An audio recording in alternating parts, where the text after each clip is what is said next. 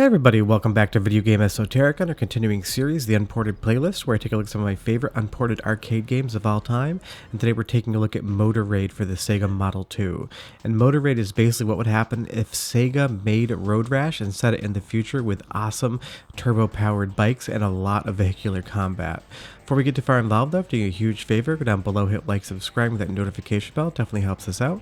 And if you feel so inclined and want to support the channel and what I do, we have a Patreon link down below as well. But I've always loved all the Sega Model games, Model 1, 2, and especially Model 3, and so many of them are unported, but I've been meaning to get to Motor Raid for a while now, and finally we are here, because I love this game in arcades. I remember seeing it as a kid, and I played it, and it was absolutely outstanding, and it emulates perfectly in the Model 2 emulator. But you'll see right off the top, it's an arcade racing game with a lot of combat. You get three different views, and I would say the cockpit quote-unquote view is very difficult to use.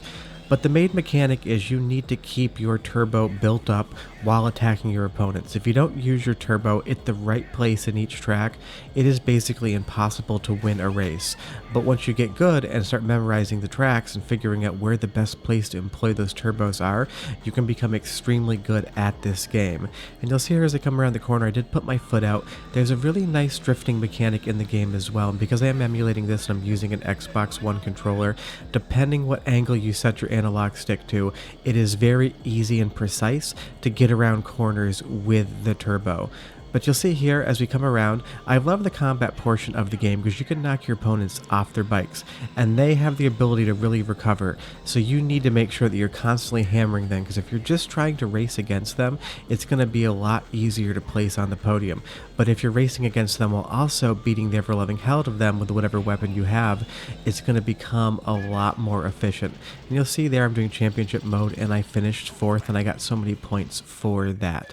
Moving on, championship mode is extremely difficult until you'll learn to play the game. This has a lot of, in a way, Mario Kart vibes.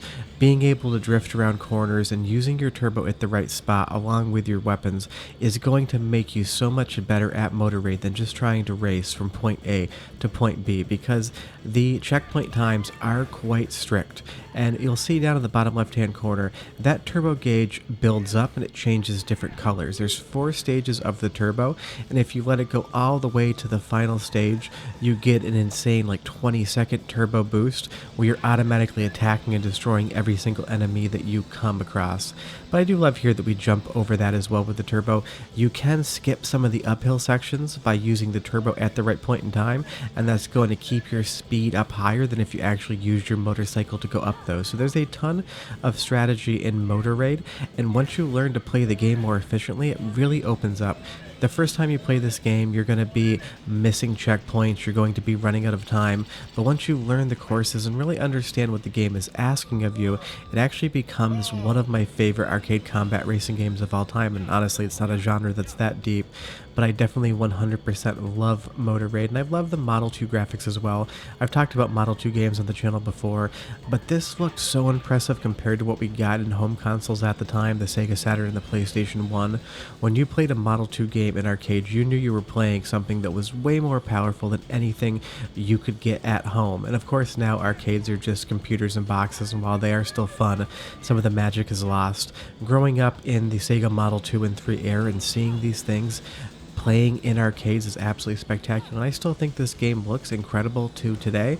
Obviously is aged, but the model, texture work, and graphics really do hold up, and because this game runs at a perfect lock 60 frames a second, as far as your gameplay experience is concerned, you're going to have an absolutely incredible one.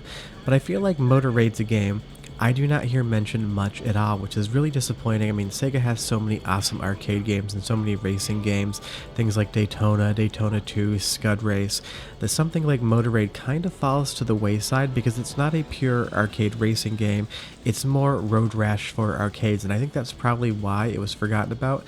And I feel like the Saturn could have handled a decent port of this, and of course by the time we got to the Dreamcast, Model 2 was a little old, so it makes sense why this never came home to any console, but unfortunately I really wish it had.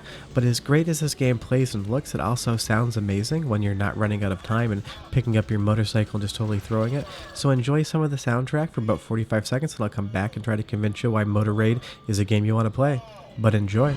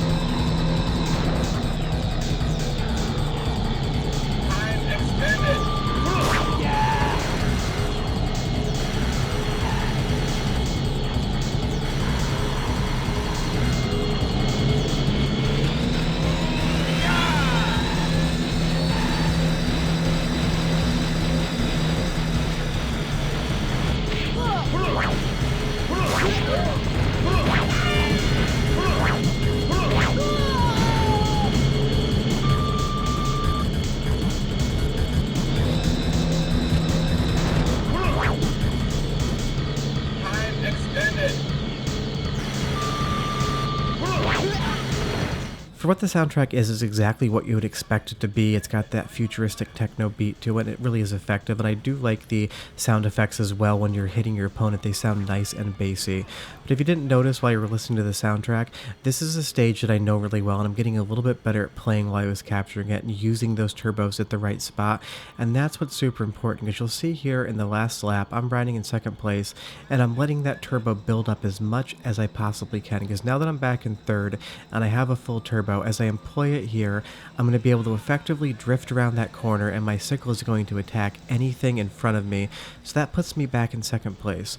But now I'm out of turbo. But what I did do was save up enough turbo and use it at the right time, so that I'm going to be able to build up one more boost before the end of the race. Because we're back in second place right now, but I really want that first place finish.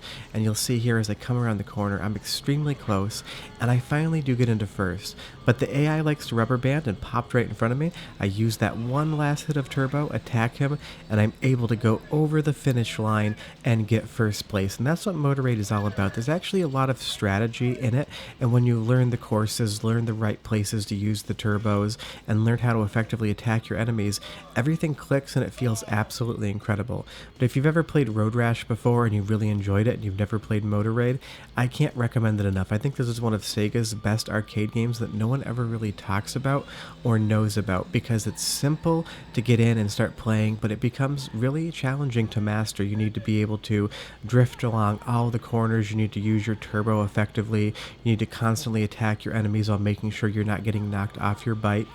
There's a lot of moving parts to Motor Raid, but when you're doing everything the way the game wants you to, it feels absolutely incredible, and I can't say enough about how much I love the Model 2 graphics. These to me are pure nostalgia, but I think they still really hold up. But it's unfortunate that Motor Raid never got a port, but it does make sense. On the Saturn, it probably would have been down to 30 frames a second, and that would have been disappointing. And by the time the Dreamcast got here, things had moved on, and they were doing stuff more like porting Model 3 games to the Dreamcast, although even a lot of the Model 3 ports got canceled. But if you have any questions or comments, leave them down below. Have you ever played Motor Raid? Have you seen a cabinet recently? Because I haven't seen this game for a really long time. Short of that, I'll be back next week with more Unported, and I'll have videos throughout the week as well. Hope you guys enjoyed. Bye-bye.